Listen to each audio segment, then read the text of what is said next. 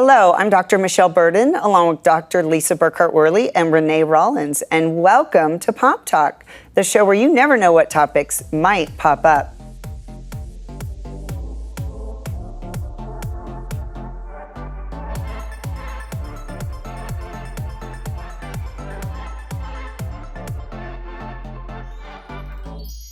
How closely do you follow Israeli politics?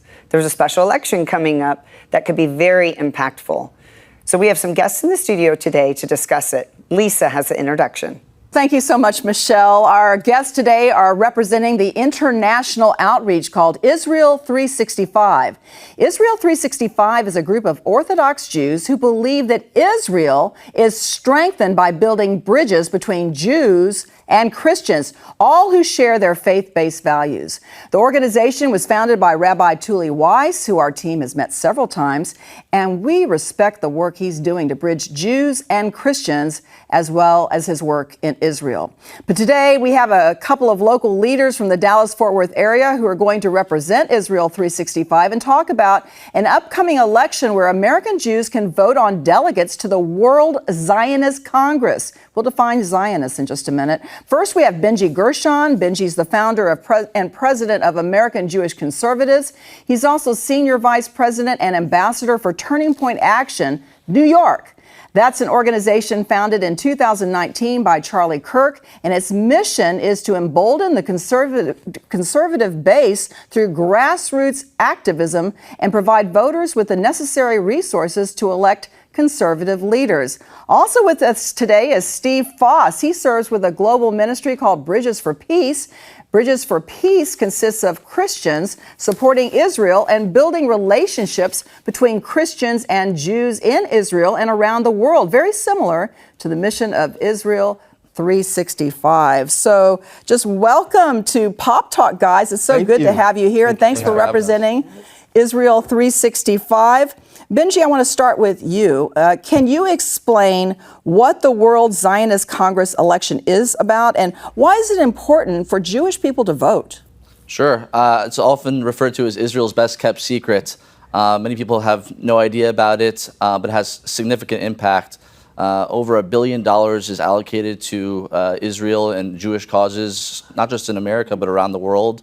And it's often known as the Jewish People's Parliament, where we elect Jews to represent us in the Zionist Congress. There's 100 delegates in each slate, and they have a lot of power. They have a lot of sway and a lot of influence on decisions, everything from immigration to land development to just religious pluralism. So there's a lot of significance to this election. And it's imperative that the Jews know about it because they can make a significant impact in their communities and obviously for the Jewish people in Israel. Can you define what a Zionist is first for us? In my opinion, it's just someone that's extremely pro-Israel and loves Israel and supports the Jewish people. Well, we love Israel, so we're so glad you guys are here. Steve, I wanted to ask you, how much power does the World Zionist Congress have in Israel once the election is actually over? That's a great question. First, we have to understand that the World Zionist Congress does not have any direct influence on the government of Israel itself.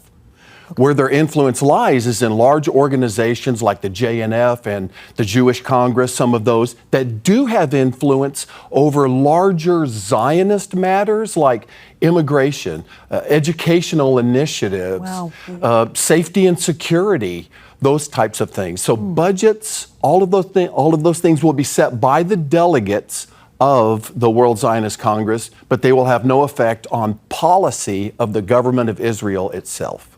I see. Do you have anything more on that, Benji? Yeah. I think you pretty much laid out exactly what it is. I mean, it's a tremendous amount of influence and power, but you can't. It doesn't directly. They don't have power over the executive branch of the Knesset. They can't make executive proclamations or orders or anything like that, in that regard. But they can certainly sway opinion, and that's important. Yes, it is. Yes, it is. So my question is for both of you, Steve and Benji, and either one of you can start out. But what are some of the issues that the Zionists care about concerning Israel that could be impacted by this election? I'll go ahead and start off. First and foremost, we need a one-state solution, not a two-state delusion. Whoa! Nice. Yeah, buzzword. Yeah, I mean, that's first and foremost. After October 7th, the calculus changed, and that ship has sailed, long sailed, and so that's first and foremost on the list. Also, we want sovereignty over Judea and Samaria. Very, very important, especially to the Israel 365 action slate. We don't want it even to be referred to as the West Bank. It's Judea and Samaria, and we want there to be no terror attacks being able to be launched from that area, and we want Jews to have the right to that land, to be able to live in prosperity and peace over there. Absolutely. Two other things that are very important to the Jewish people that we've talked to. One, Jerusalem. Maintaining Jerusalem as the capital of Israel and control over that city itself. But a huge one is settlement expansion. What is the truth about settlement expansion? There's so much disinformation and out lies about what's happening in the settlements. Few people know that in the West Bank, Judea and Samaria, even the Oslo Accords, it was decided there's 3 zones. Zone A, Zone B, more than 3 million Palestinians live there fine. And Zone C, the Jewish people get to inhabit. So when they build a new house or something like that, the media goes ballistic. They're pushing us out. According to the law, they have every right to live and build a home in Zone C. Absolutely. So that information is very important. We just want it to get out, and that's one of the things that the World Zionist Congress is going to do. Just have accurate flow of information out to the world. And that's why conservative leadership is so important to that point. Without the conservative leadership in Israel, you're not going to have any of these things happen. And so that's where the influence of this slate is, because historically, you have more of the reform slates, the more secular slates winning. They have a lot more money typically, a lot more people, and unfortunately they affect policy. And I mean, that's why there's been no trees planted in Judea and Samaria. All the trees are being planted in other parts of Israel. Wow. That's what it's a real problem. So there's a mandate. I think we have a mandate to really try to get conservative leadership elected in order to have our agenda be served. Yes. I guess the loudest voice gets the vote. You know, it's like you've got to really put your information out there, and we see that in our own country. People, that are, the loud folks, the ones that put their propaganda out there, are the ones that are heard a lot of the time. So, and can I just say one more thing to sure. go maybe a little bit deeper on what Benji said? Another issue that's very important is called religious pluralism. That's a very technical word to say this. Reform Judaism, conservative Judaism, Orthodox Judaism, they're all going to debate what should society in Israel look like. And right now the World Zionist Congress is very reform, left-leaning, and if they retain power, then some of the initiatives that they're going to bring out, anti-biblical initiatives, will have sway, simply because it's a numbers thing. That's why voting is so important at this election now. Well, there are some rules about who can vote. I know there are people listening right now. We have a lot of friends who have Jewish heritage, but maybe not both mother and father or whatever. Can you explain, Benji, who can vote in this election, and also how long do they have to vote? What's the timeline on it? Yeah, the election is May 3rd. Is that correct? May 3rd? Mm-hmm. Yeah. There's Dallas City Council elections going on at the same time. So it's confusing. You have to be 18 years of age or older to vote. You have to identify as Jewish. You can't have voted in the last Knesset elections in Israel. What else am I missing there? Identify as Jewish. Now I want you to really break that one down, because we know a lot of people who consider themselves like Messianic Jews. I know you wouldn't consider that Jewish, but can you explain, like, if somebody, like, say somebody says, I'm Jewish, but maybe they're not a traditional Jew, can they vote or no? It's an honor system. I mean, it's if you identify as Jewish, this is not my rules. This is the rules of the Congress. If you identify as Jewish, you can vote. It costs $5 to vote. They do that to help cover some of their administrative costs and also to eliminate some fraud, issues of fraud. But those are kind of the basic parameters. It takes 5 minutes to vote, and it's probably the most important 5 minutes that you'll take out of your day to make a huge impact for Israel. And where can they vote? Absolutely. ZC Congress website directly, or actually the better way to do it is go to Israel 365 Action. And go to their website and go through there, and it'll actually take you directly to the WZC Congress website to actually vote for the slate. So let me just go nice and slow. Israel365action.com. Israel365action. Maybe in post-production, we're just taping the show. They can put that up there. I know Connie. Absolutely. Yeah. That would be greatness. Yeah. And one more thing, let me just say this. When you go in to vote, you're going to have to check 2 boxes. Am I a Jew? And do I practice another religion? There's not a third box. Who do you think is the Messiah? If you're Jewish, it's not there. I mean, there's quibbling that takes place over if you're Jewish, vote. If you're Christian, please don't vote. We don't want any voter fraud like, I love Israel and the temple. Don't vote if you're not Jewish. But you do want the Christians to go tell all your Jewish friends. Yes, Right. there it is. To go vote. Yes. And to that point, I want to make sure I mention this. It's important. We believe that the evangelical Christians are the strongest Israel supporters out there. They're an incredible ally to the Jewish people. And so that's another part of this slate for Israel 365 is we strongly and fervently believe that they should be a part of the conversation, and that without the Christian support, we'd be in a much worse place. So we really adore the Christian support. Unbelievable. And really, we support Israel, as we said, and the Jewish people here on this show in Pearls of Promise. And that's why we try to do programs like this and do Jewish-themed, Jewish-related programs, because we want to disseminate positive information about Israel and about the Jewish people. And that's why we're doing this today. Yeah. Amen. Absolutely. You know, one of the things I was thinking about, Steve, is that Israel 365 does not support a two-state solution in Israel. We know that. We were talking about that earlier. For our audience, though, Steve, can you explain what the two-state solution is and how Israel 365 views the land of Israel? I know we discussed that a minute ago, but I think there are so many people who really need to understand what is the two-state solution, how it came about. Did you call it the two-state delusion? That's what it Let's is. go back to that. Yes. The two-state solution basically is this. It's a thought process that if the Palestinian people had their own state, all of the hostilities would just cease magically in a moment. They want to have their own autonomous, within the nation of Israel, their own state. The problem with that is they've had multiple opportunities over the years for a two-state solution, and they've walked away. Ask President Bill Clinton, what was your biggest regret about his presidency? I had them to ink it, and they walked away. Wow. Yeah. So this thought that if they just get their own state, all of the hostilities will cease, and please forgive me for being bold, if you're telling me you want a two-state solution and you're chanting from the river to the sea, thank you. What's wrong with this picture? Right. It just doesn't make any sense. Yeah. But there's a big push like, oh, if we could just have that, it would be all good. Be wise as serpents and harmless as doves. Really? Yes. Know people by their fruit. But in a nutshell, that's basically what the two-state solution is. Let me be clear. Israel 365 is against a two-state solution.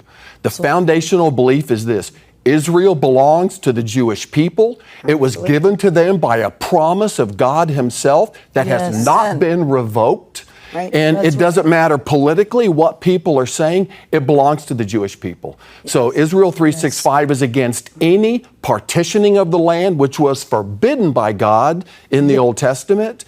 And we just think that we should do the right thing in the eyes of God. That is the Jewish people's land. And as a Christian, we're super pumped about that because everything we believe that's coming into the end of this age, the age of Messiah, all of those things, we have so much in common.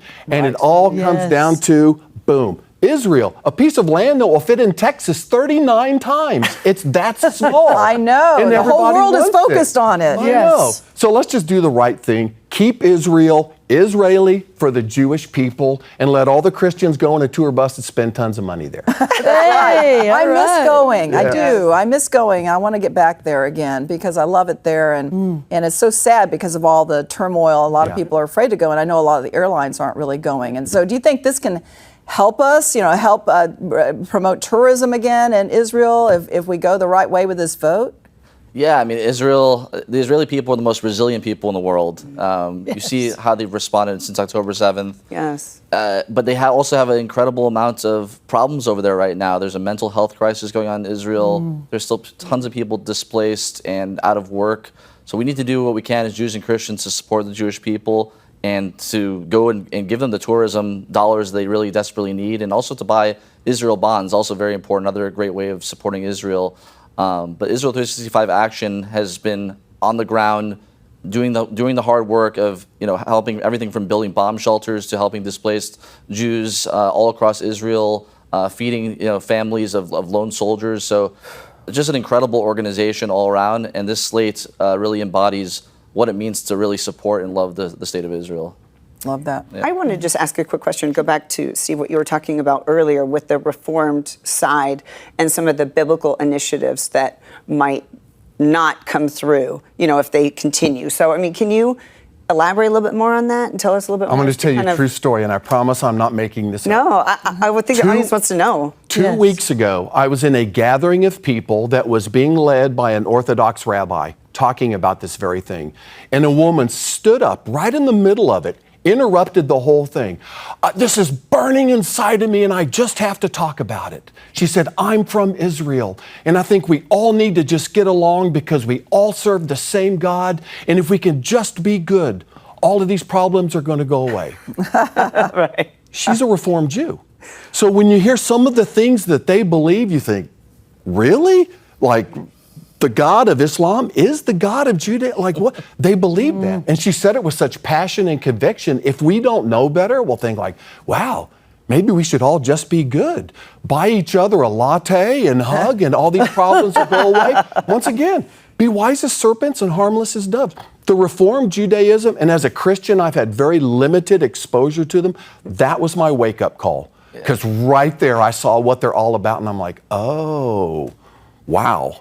Yeah. Wow. Yeah. They're first they come for the Saturday people, then they come for the Sunday people. It's the real thing. I mean, It's the truth. They lay out the facts of what their intentions are. You just have to listen to them. People have been afraid to take it at face value, but it's something that listen. Radical Islam is not just in the Middle East. It's coming here to America. It's already here. Yes. And we have to stay vigilant about that and protect ourselves as much as possible. But I think to your point about the reform movement, I mean, you have the ADL and the Federation, just to give a couple examples. They're still saying we want a two-state solution. I mean, where's the common sense? Right. What have we learned since October 7th? And you have reform rabbis even. I won't mention any names. I've already done my damage on that. But I've had reform rabbis here in Dallas that are saying, "Oh, we should not deport Mahmoud Khalil from the campus because it's good for the Jewish people to embrace all points of view." So it's like they're lost. Unfortunately, a lot of the Reform Jews are on the wrong side of history, sadly. Well, there are some good things I just want to say about. So I've got some really close friends. They could watch this who are Reformed Jews, and I just want you to know that. I mean, because they accept me being a Messianic Jew, they accept me, whereas maybe somebody wouldn't in another sect of Judaism. So, Absolutely. I've been really appreciative of that, and so I don't want to totally, condemn Reform Judaism. Well, understand this, as far as a Christianity standpoint, you can't take some snake-handling Appalachian Christian that shoots up a mall as a representative of Christianity. Right. So what we're talking about are extreme cases of Reform Judaism. I'm glad you said that. Yes. 90% of Reform Jews are just a little liberal bent, but not at all holding a sign saying stop the genocide while they're wearing their kippah. I mean, that's not the normality. Correct. So if you're Reformed Jews, we love you. That's it. Yeah. Yeah, so my question that I was going to ask after the one that I just asked you is, are there any other issues that are important that you want to talk about with Israel 365 and this election that are really important that we think that the audience needs to know about? Combating anti-Semitism is a big thing. Yes. Well, You see what's going on college campuses and on our streets, and it's on the rise at the highest levels it's ever been. So it's another important part of the slate and protecting the Jewish people. And I think that's the only other thing I want to add. I'll just say that some of the monetary aspects of this very important election. Where is funding going to go? The settlers are thinking we would really like the safety and security so that there's not a kite bomb that flies over or any of those things. Right. We want to be secure, and they're going to be deciding a lot of security issues financially based on the results of this election that are coming up. Wow. And number two, what should an appropriate response to a Palestinian attack be? Those are things we can't decide. They have to decide that there. What should that look like? So there's some really heavy issues that are going to be filed and boxed out, and the outcome is basically going to come pertaining to the number of delegates and the weight of the people and their belief system that convene in this World Zionist Congress. So it's important. Yes, Very. Michelle and I, we've got a little bit of time, but Michelle and I are going to be going up to Washington, D.C. soon to go to an Israel Advocacy Day. And we're really excited about that. And we're going to be meeting with governmental leaders. Is there something that we can take to them that you guys think need to be brought in front of them, you know, some kind of issue? Well, so Senator Tom Cotton put out a bill in regards to Judea and Samaria, and saying how we should change all the language and even in the educational institutions to not refer to it as the West Bank.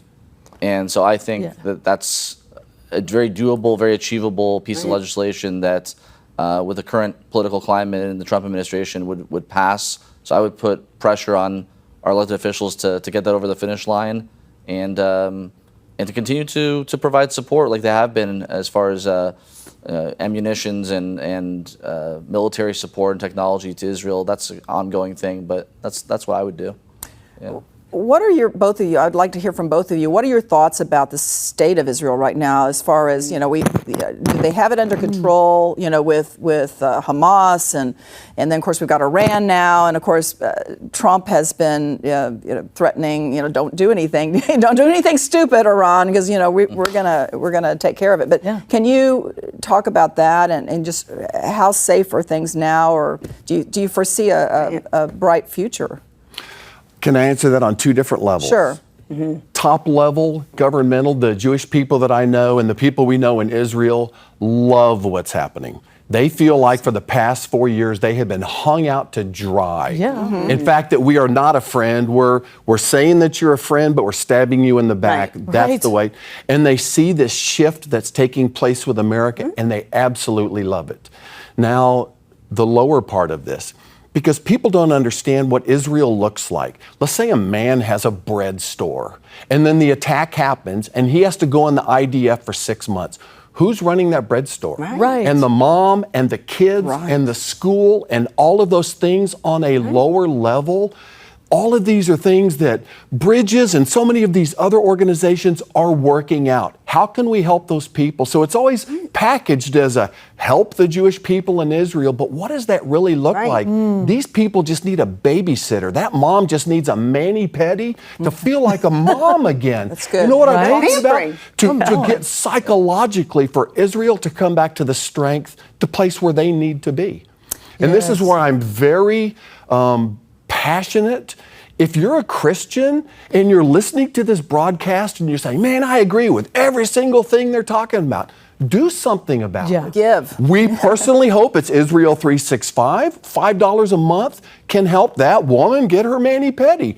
But if not, find an organization, American Jewish Conservatives, any of these that you just connect with, and do something about it. Be a part of the solution and not a part of the problem. Yeah, I'm with you. I have a friend who's a tour guide, and I've talked to him periodically, and his living has, you know, just gone away. You know, how he made money, and and because he doesn't have any tours, and he's like, when are you coming back, Lisa? And, you know, I want to do a tour for you. And it's like, well, right now it's not a good time, but I feel so bad for him because he's got to put food on the table, and he's got children, and then there's the restaurant industry. You know, they don't have the same amount of people coming to the restaurants, and so it just trickles. The hotel industry. I mean, it's all across the board. What if that happened to the United States? You know, and we didn't have those industries, or we couldn't do that anymore.